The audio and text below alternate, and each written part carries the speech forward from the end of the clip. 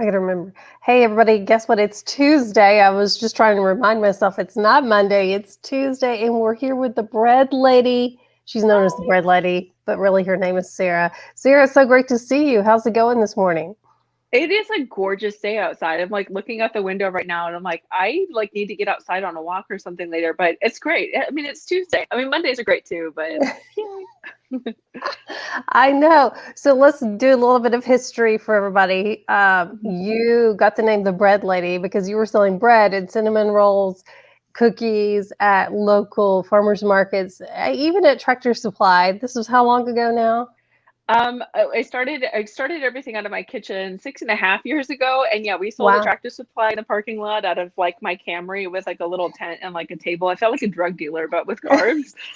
And then we went and sold at Rippavilla Plantation for about 13 months, moved back to the house, and then finally got into like our storefront. We're there for another almost 2 years or so, and then ended up shutting down the operation in October of 2019, right when people were starting to like sort of get sick with the phantom thing that nobody knew what it was. So it was almost like it was the perfect timing for everything, especially considering everything that happened next. So it's just, yeah, it's been a thing. But yeah, everyone calls me the bread lady, and it's probably my favorite nickname ever. And you can probably get my attention in the grocery store faster by being like, "Hey, bread," than you can with Sarah. So.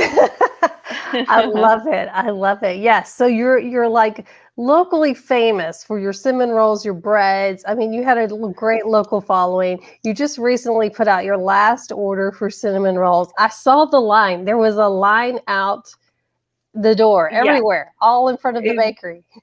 it was insane. It was absolutely crazy. And I'm like, this is like, it's bittersweet, but like, I don't think anybody ever has like any idea of how much work goes into production baking like that. So it's like I am so tired from that job. It's fun and it's so rewarding, but it's like, gosh, this is a lot. But it was fantastic to be able to like provide that, especially during, COVID and everything else like that with the ding dong ditch cookies and cinnamon rolls and all that kind of thing. So I'm glad that we did it for sure. But it's nice to be able to like move on to like new things and everything else like that too. So Yeah. So let's talk about your new project. You just released a cookbook, which I love the cover, by the way, the blue. I You've did. got one. Let's show us your cookbook. Oh, I didn't try to get no glitter, but yeah, baking with the bread lady. I love it. So So yeah. speaking of the bread lady, that's what you named your cookbook. Was that important to use that name, Baking with the Bread Lady? I think I mean there were a handful of different things because the whole concept and the whole missional purpose of the bakery was breaking bread. But just talking with the publisher and Corey and everything else, even the publishers were like, "We just call you the bread lady." So like we feel like that's probably a better title, and I'm like, you know what, I totally agree with you. So yeah, so it's kind of like I guess that's what I'm known for. So sure, come bake with me now, especially since we've started doing the classes and stuff. But now we get 100 recipes that you can bake, not just the ones I teach. So yeah. Nice. Yes, because you were doing some online classes and letting people or for a while you were having people come at the bakery, but now they Mhm. can just use the cookbook, which is amazing. Like, what was that like giving away your recipes though? Did you feel like a little territorial about that? Yes, and all bakers are that way. They're very that way about their recipes, kind of in general. So to be like, oh, I'm putting all of this out there, and then there's always that like weird paranoia of like, what if somebody else takes my recipes and like monetizes them or whatever? But hopefully they don't do that.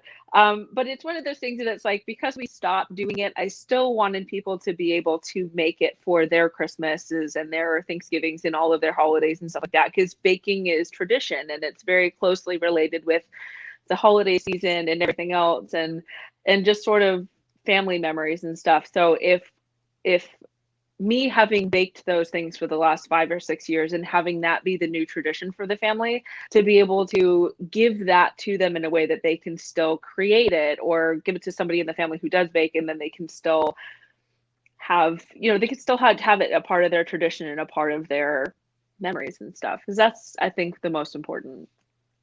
Yeah, I So love that. yeah. Show me inside the book. What was important for you to show? Do you give like little extra tips? Or I love photos. There's some great photos in there. Fun fact, I actually took all of the photos in the book. So if it wasn't of me, I like kind of taught myself how to do photography specifically to do this project. This one's kind of cool. It's actually what my it's called Evil Eva's Plain Cake. Now, Evil Eva is my great grandmother. She was a formidable baker. She won all of the blue ribbons and everything like that. And her cookbook that she has is handwritten. And this specific recipe in there, it lists 9 ingredients in exactly 3 words of instruction, which are mix as given. Oh. No temperature, no time, no baking pan size or anything else like that. So I'm like, you know what? Okay, little Miss Da Vinci, let's go ahead and figure out what your thing is. And I'm gonna make your cake and I'm gonna eat it too. And then I'm gonna share the recipe with everybody else. So I kind of took that and then I took one of the frosting recipes within her book and decided that that's what this needs to be. Is it kind of helps keep her legacy alive too. So a lot of it is family recipes. They're about 20% of the cookbook is either gluten-free or gluten-friendly. So you can take like a graham cracker crust and replace it with a gluten-free cracker, or the brownie recipe, which the brownies sold exceptionally well when we were open.